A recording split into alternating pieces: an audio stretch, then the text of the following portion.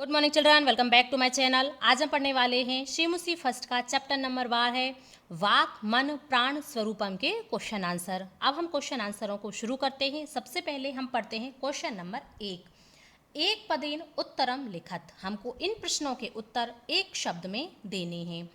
अन्नस्य कीदृशः भागः मनः। अन्न का कौन सा भाग मन होता है। अनिष्टः अर्थात सबसे सूक्ष्म भाग। मथ्यमानस्य दग्नः अनिष्टः भागः किं भवति। मथे हुए दही का सबसे सूक्ष्म भाग क्या होता है। सर्पी अर्थात घी। मनः कीदृशं भवति। मन कैसा होता है। अन्नमयम मन अन्न में होता है। तेजोमयी का भवति। तेजमयी क्या होती है। वाकः अर्थात वाणी। पाठे अस्मिन् आरुणिः कम उपदिशति। इस पाठ में आरुणि किसको उपदेश देते हैं। श्वेत केतुम अर्थात श्वेत केतु को। वत्सः चिरंजीवः इति कह वदति। हे पुत्र चिरकाल तक जियो यह कौन कहता है। आरुणि। अयं पाठः कस्मात् उपनिषदः संग्रहितः। यह पाठ किस उपनिषद से लिया गया है। छंदोग्य उपनिषद से। क्वेश्चन नंबर 2 अधोलिखितानां प्रश्नानाम् उत्तराणि संस्कृत भाषया लिखत। हमको इन प्रश्नों के उत्तर पूर्ण वाक्य में और संस्कृत में देने हैं। क्वेश्चन नंबर के श्वेत केतु सर्वप्रथमम आरुणिम कस्य स्वरूपस्य विषय प्रक्षति। श्वेत केतु सबसे पहले आरुणि से किसके स्वरूप के विषय में पूछता है। इसका उत्तर है श्वेत केतु सर्वप्रथमम आरुणि मनसः स्वरूपस्य विषय प्रक्षति। श्वेत केतु सबसे पहले आरुणि से मन के स्वरूप के विषय में पूछता है। क्वेश्चन नंबर 6 आरुणि ही प्राण स्वरूपम कथम निरूपयति। आरुणि प्राण के स्वरूप के बारे में क्या बताते हैं। इसका आंसर है आरुणि ही निरूपयति यत् पीतानाम अपाम यो अनिष्टः सह प्राणः इति। आरुणि कहते हैं कि पिए हुए जल का जो सबसे सूक्ष्म भाग होता है सह प्राणः वही प्राण होते हैं। क्वेश्चन नंबर 11 मानवानां चेतांसि कीदृशानि भवन्ति। मानवा यानी कि मनुष्य का मन कैसा होता है। इसका आंसर है मानवा यादृशम अन्नम गृह्णन्ति तेषां चेतांसि अपि तादृशानि एव भवन्ति। मानव जैसा अन्न ग्रहण करते हैं तेषाम वैसा ही उसका मन होता है। क्वेश्चन नंबर 12 सर्पी किम भवति। घी क्या होता है। सर्पी का अर्थ होता है घी। मथ्यमानस्य दग्नः यो अणिमा सह उधर्वम समुदिशति ततः सर्पी भवति। मथे हुए दही का जो सबसे सूक्ष्म भाग होता है वह ऊपर की ओर उठता है और वही घी होता है। आरुणि मता अनुसारम मनः कीदृशं भवति। आरुणि के मत के अनुसार मन कैसा होता है। आरुणि मता अनुसारम मनः अन्नमय भवति। आरुणि के मत के अनुसार मन अन्न में होता है। क्वेश्चन नंबर 3 ए स्तंभस्य पदानि वै स्तंभेन दत्तै पदै सह यथा योग्यम युज्यत। जो हमको ए स्तंभ में शब्द दिए गए हैं इनका मिलान हमको बै स्तंभ में दिए गए शब्दों से करना है। मन कैसा होता है। अन्नमय मन अन्न में होता है। प्राण कैसे होते हैं। आपोमय प्राण जल में होते हैं। वाक और वाणी तेजोमयी अर्थात तेजमय वाणी होती है।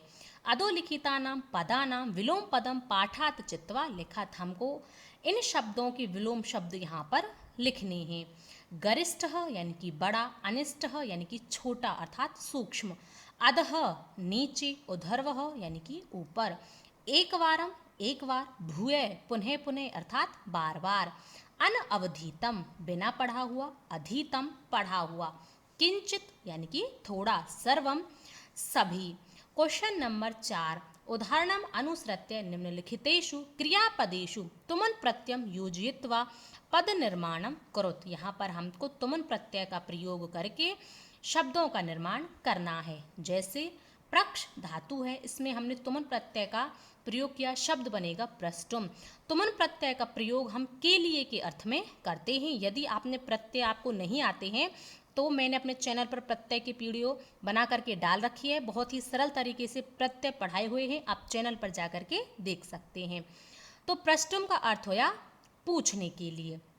श्रु धातु है, तुमुन प्रत्यय है, श्रोतुम सुनने के लिए, वद प्लस तुमुन वंदितुम वंदना करने के लिए, पठ प्लस तुमुन पठितुम पढ़ने के लिए, क्री प्लस तुमुन कर्तुम करने के लिए, वी उपसर्ग है, क्या धातु है, तुमुन प्रत्यय विज्ञातुम, वी उपसर्ग आ उपसर्ग ख्या धातु और तुमुन प्रत्यय व्याख्या तुम।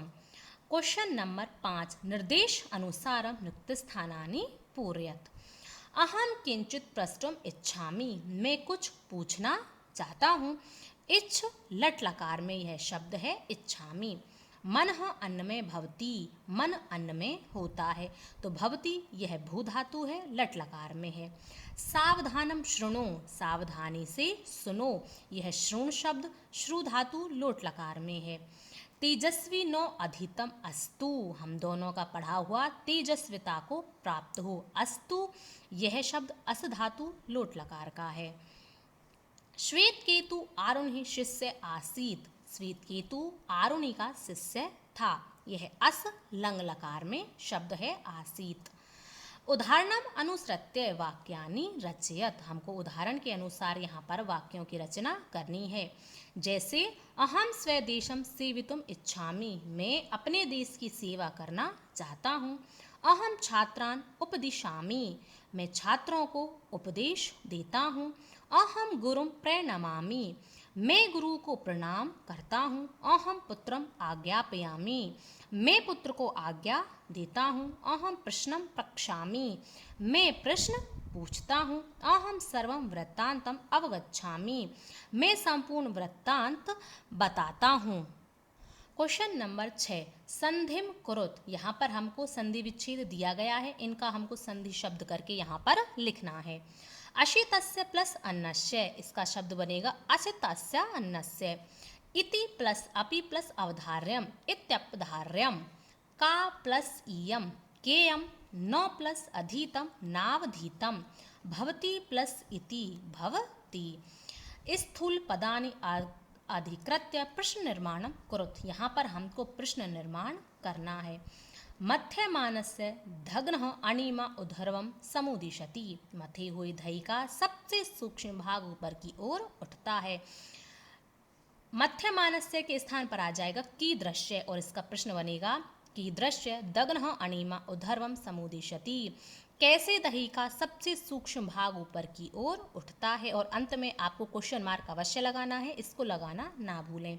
भवता घृतो उत्पत्ति रहस्यम व्याख्यातम, आपने घी की उत्पत्ति का रहस्य बताया। भवता के स्थान पर आ जाएगा केन, और इसका प्रश्न बनेगा केन घृतो उत्पत्ति रहस्यम व्याख्यातम, किसने घी की उत्पत्ति का रहस्य बताया।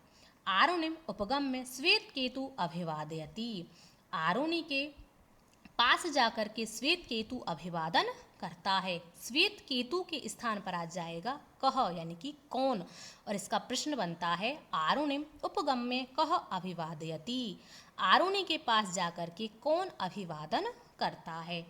श्वेत केतु वाग विषय प्रक्षति, श्वेत केतु वाणी के विषय में पूछता है।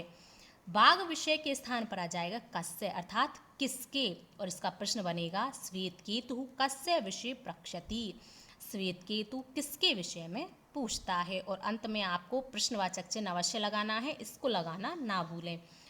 क्वेश्चन नंबर 7, यह है आपका लास्ट क्वेश्चन है। पाठस्य सारांश पंचवाक्य लिखत, पाठ के सारांश में से हमको 5 वाक्य लिखने हैं।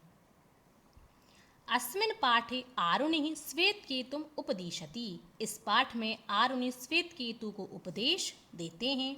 अन्नमयम भवति मनः, मन अन्न में होता है। आपोमय भवति प्राणः, प्राण जल में होते हैं। तेजोमयी भवति वाकः, और वाणी तेजमयी होती है। मानव यादृशम अन्नम गृह्णाति, तादृशम तस्य चित्त आदिकम अपि तादृशमेव भवति, मानव जैसा अन्न ग्रहण करता है तस्य उसका चित्त आदि भी वैसा ही होता है। ये जो आपका क्वेश्चन नंबर 2 है, यहाँ पर हमको संस्कृत में पूर्ण वाक्य में आंसर देने होते हैं। इसके आंसरों को आप 1-2 बार लिख करके रिवीजन करें, क्योंकि संस्कृत हमको आसानी से याद नहीं होती है। हम याद तो फिर भी इसको कर लेते हैं, परंतु हम एग्जाम में इसके आंसरों को लिख नहीं पाते हैं। तो आप 1-2 बार इसके आंसरों को लिख करके रिवीजन करें, ठीक है। 1-2 बार इस चैप्टर के क्वेश्चन आंसरों का रिवीजन कर लें, आपको बहुत ही सरल तरीके से ये समझ आ जाएंगे। यदि वीडियो अच्छा लगे, पढ़ाने का तरीका पसंद आए, तो वीडियो को लाइक करें, शेयर करें और चैनल को सब्सक्राइब अवश्य करें।